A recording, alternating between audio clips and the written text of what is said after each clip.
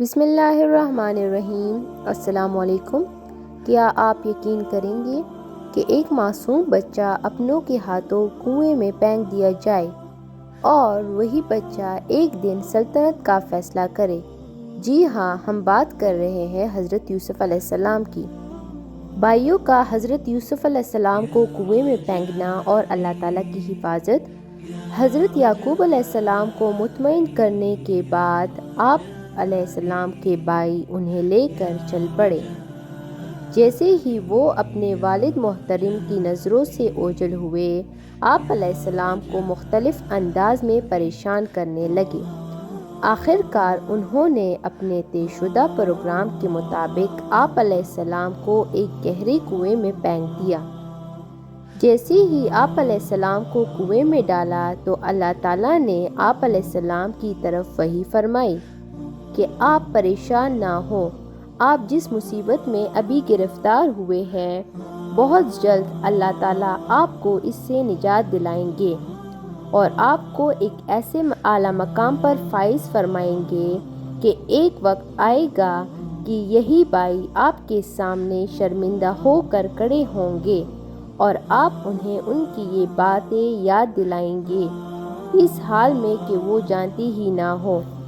فرمان الہی ہے۔ ترجمہ: اس طرح اصرار کر کے پھر جب وہ اپنے بھائی یوسف کو لے چلے اور سب نے مل کر یہ طے کر لیا کہ اسے غیر آباد گہرے کنویں کی تہہ میں پھینک دیں گے، تو ہم نے یوسف علیہ السلام کی طرف وحی کی کہ یقیناً وہ وقت آئے گا، آپ انہیں یعنی اپنے بھائیوں کو اس واقعے کی خبر اس حال میں دیں گے کہ وہ جانتے ہی نہ ہوں۔ حضرت یوسف علیہ السلام کے بھائیوں کا مکر۔ جب بھائیوں نے حضرت یوسف علیہ السلام کو کپڑے اتار کر کنویں میں پھینک دیا تو انہیں اس بات کی فکر ہوئی کہ اپنے والد محترم کو جا کر کیا جواب دیں گے۔ وہ مختلف حیلے اور بہانے سوچنے لگے۔ آخر یہ طے پایا کہ سب یک زبان ہو کر کہیں گے کہ یوسف علیہ السلام کو بھیڑیا کھا گیا۔ بطور ثبوت انہوں نے ایک بکری کا بچہ ذبح کر کے اس کے خون سے حضرت یوسف علیہ السلام کے کرتے کو آلودہ کیا اور پھر رات کے وقت روتے ہوئے حضرت یعقوب علیہ السلام کے پاس پہنچے اور اپنے طے شدہ منصوبے کے تحت باپ کو مطمئن کرنے کی کوشش کرنے لگے۔ فرمان الہی ہے۔ ترجمہ: اور وہ بھائی عشاء کے وقت اپنے باپ کے پاس روتے ہوئے آئے اور کہنے لگے، اے ابا جان، ہم تو آپس میں دوڑ کا مقابلہ کرنے میں لگ گئے تھے اور ہم نے یوسف علیہ السلام کو اپنے سامان کے پاس چھوڑ دیا تھا، بس اسے تو بھیڑیا کھا گیا۔ آپ تو ہماری بات پر یقین نہیں کریں گے، اگرچہ ہم بالکل سچے ہی ہوں اور یوسف علیہ السلام کی قمیص پر جھوٹا خون لگا کر لائے۔ حضرت یوسف علیہ السلام کے بھائیوں کے مکر پر حضرت یعقوب علیہ السلام کا تبصرہ۔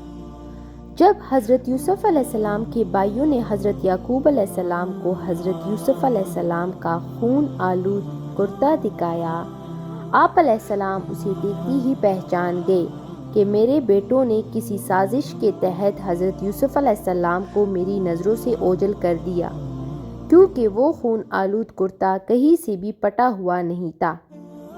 پھر آپ نے روتے ہوئے کہا کہ اب میں اس صدمے پر صبر کرتا ہوں اور اللہ تعالیٰ سے مدد طلب کرتا ہوں۔ رسول اکرم صلی اللہ علیہ وآلہ وسلم نے فرمایا، مومن کے معاملے پر تعجب ہے، کیونکہ اس کا ہر معاملہ خیر و بھلائی والا ہوتا ہے اور مومن کے علاوہ کسی کو یہ سعادت حاصل نہیں۔ اگر اسے خوشی پہنچتی ہے تو شکر کرتا ہے، یہ اس کے لیے بہتر ہے۔ اگر مصیبت پہنچتی ہے تو صبر کرتا ہے اور یہ بھی اس کے لیے بہتر ہے۔ حضرت یوسف علیہ السلام کا کنویں سے اخراج اور بازار مصر میں فروخت۔ حضرت یوسف علیہ السلام کے سوتیلے بھائی آپ علیہ السلام کو کنویں میں ڈال کر واپس چلے گئے تو آپ علیہ السلام کنویں کے اندر اللہ تعالیٰ کی مدد اور رحمت کا انتظار کرنے لگے۔ کچھ ہی دیر بعد شام سے مصر جانے والا ایک تجارتی قافلہ وہاں سے گزرا۔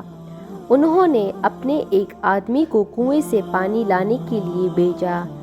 جب اس نے اپنا ڈھول کنویں میں ڈالا تو حضرت یوسف علیہ السلام اس کے ساتھ لٹک گئے، اور جیسے ہی اس نے یہ کھینچا تو آپ علیہ السلام بھی اس کے ساتھ باہر نکل آئے۔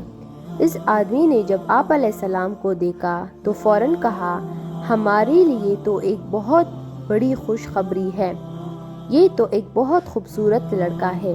پھر انہوں نے حضرت یوسف علیہ السلام کو اپنے تجارتی مال میں شامل کر لیا اور مصر کے بازار میں لے جا کر دیگر سامان کی طرح آپ علیہ السلام کو بھی غلام بنا کر فروخت کرنے کا اعلان کیا۔ فرمان الہی ہے۔ ترجمہ۔ اور ادھر ایک قافلہ آیا تو انہوں نے اپنا پانی لانے والا بھیجا۔ اس نے جب اپنا ڈول کنویں میں ڈالا تو وہ یوسف علیہ السلام کو دیکھ کر کہنے لگی، بڑی خوشی کی بات ہے، یہ تو ایک لڑکا ہے۔ انہوں نے اپنی قیمتی مال تجارت کی طرح چھپا لیا اور اللہ تعالیٰ اس سے باخبر تھا جو وہ کر رہے تھے، اور انہوں نے اس یوسف علیہ السلام کو معمولی قیمت یعنی گنتی کے چند درہموں کے بدلے بیچ ڈالا۔ وہ تو یوسف علیہ السلام کے بارے میں بہت ہی بے رغبت بے پرواہ تھے۔ عزیز مصر کا حضرت یوسف علیہ السلام کو خریدنا۔ جب قافلے والے حضرت یوسف علیہ السلام کو لے کر سرزمین مصر پہنچے تو انہوں نے اپنے دیگر ساز و سامان کی طرح حضرت یوسف علیہ السلام کو بھی فروخت والے سامان میں شامل کر دیا۔ آپ علیہ السلام کے ذریعے اللہ تعالیٰ اہل مصر پر رحمت نازل فرمانے والے تھے، اور آپ علیہ السلام کے ہاتھوں میں حکومت کی باغ دوڑ آنے والی تھی۔ اس لیے عزیز مصر نے آ کر آپ علیہ السلام کو دیکھتی ہی قافلے والوں سے خرید لیا، کیونکہ اسے آپ علیہ السلام کے پیشانی پر خیر و برکت کے آثار نظر آ گئے تھے۔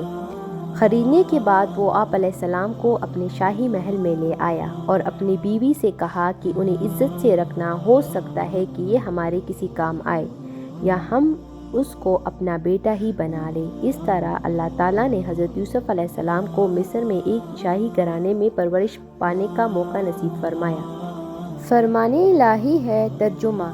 اور مصر والوں میں سے جس شخص نے انہیں یعنی یوسف علیہ السلام کو خریدا، اس نے اپنی بیوی سے کہا کہ اسے بہت عزت و احترام کے ساتھ رکھنا، بہت ممکن ہے کہ وہ ہمیں فائدہ پہنچائے یا اسے ہم اپنا بیٹا ہی بنا لیں۔